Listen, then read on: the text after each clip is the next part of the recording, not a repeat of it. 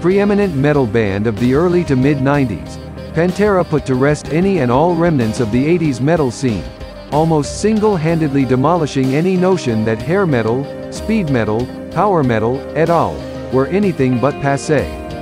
Loath to admit it, the Texas band had in fact been one of those 80s metal bands, releasing fairly unsuccessful glam-inspired music throughout much of the decade.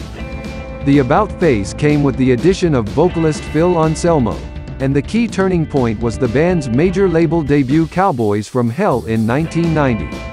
Pantera's mainstream breakthrough came next with Vulgar Display of Power in 1992, their second major label album, which thrust the band to the forefront of the metal scene, alongside such veteran bands as Metallica, Megadeth, Slayer and Anthrax, as well as fellow up-and-comers Sepultura and White Zombie.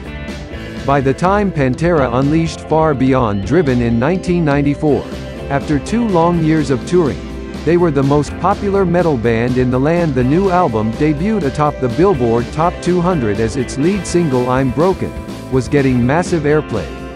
At the height of their popularity and influence, Pantera began to self-destruct. Less than 2 months after the release of The Great Southern Trendkill in 1996, an album ridden with allusions to drug abuse and personal destruction, Anselmo overdosed on heroin after a homecoming concert in Texas, and as tensions rose between him and his fellow band members, he began engaging with a growing list of side projects that kept him away from Pantera. A live album, Official Live 101 Proof in 1997, was compiled for release when it became evident that no new studio album was forthcoming anytime soon. One final studio album did result, Reinventing the Steel 2000, but that was more or less it for the briefly reunited Pantera. The band members once again went their separate ways, forming such bands as Damageplan, Down, and Superjoint Ritual. The end of Pantera then became official on December 8, 2004, when guitarist Dimebag Darrell was murdered on stage by a deranged fan. This much-publicized murder shone the spotlight back on Pantera for an extended moment, and amid all of the emotional outpouring and tributes, a consensus arose in retrospect. There was no greater metal band during the early to mid-90s than Pantera, who inspired a legion of rabid fans and whose oft-termed groove metal style bucked all prevailing trends of the day, from hair metal and grunge to nu metal and rap metal, and remains singular to this day, as defined by the vocals of Anselmo as it is by the guitar of Dimebag. But besides that, there are some interesting facts about the Pantera band. Phil Anselmo was molested as a child. Phil Anselmo does not speak of his childhood often, but when he does, the stories are dark stories no kid should have to go through. He grew up in New Orleans, raised in the French Quarter by his mother and aunt. His father lived nearby, too, and ran a restaurant in town for years. It was the time of the Vietnam War, a conflict that caused rifts between generations and often had the world holding its breath over what would happen next. Anselmo's aunt's boyfriend served in the war, and when he came home, the war came home with him. I lived with Vietnam in my house, Anselmo told Revolver.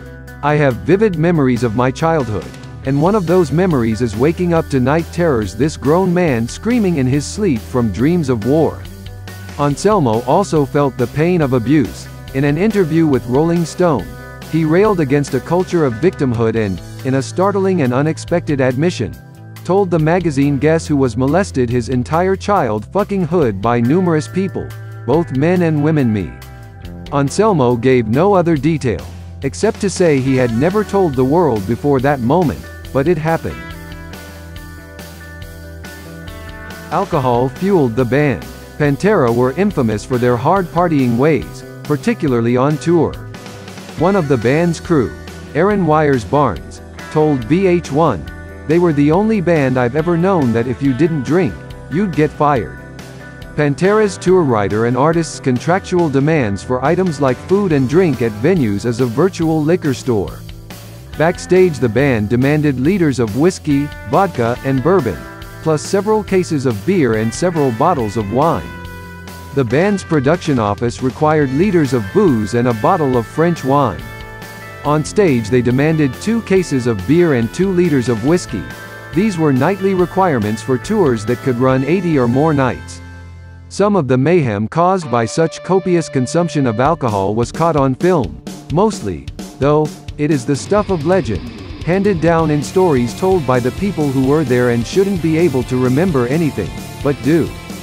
Alcohol continues to be a part of Phil Anselmo's life, as are the offensive and embarrassing things he occasionally does while under the influence, like ranting about white power from the stage at a tribute to Dimebag Darrell.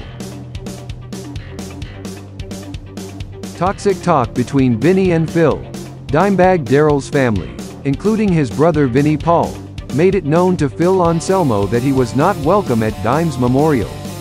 They were aware of the interview in which Anselmo had said Dime deserved to be beaten severely and were not inclined to be around the singer at that moment, a moment that extended for years. In that time, occasional talk of a Pantera reunion would surface, with Ozzy Osbourne and Black Label Society guitarist Zakk Wylde filling in. Anselmo told journalist Matt Pinfield that he would get in the best shape possible for such a reunion. Wylde indicated he would be up for it as well. Vinnie Paul Abbott would not approve of such a reunion, nor of speaking with Anselmo at all.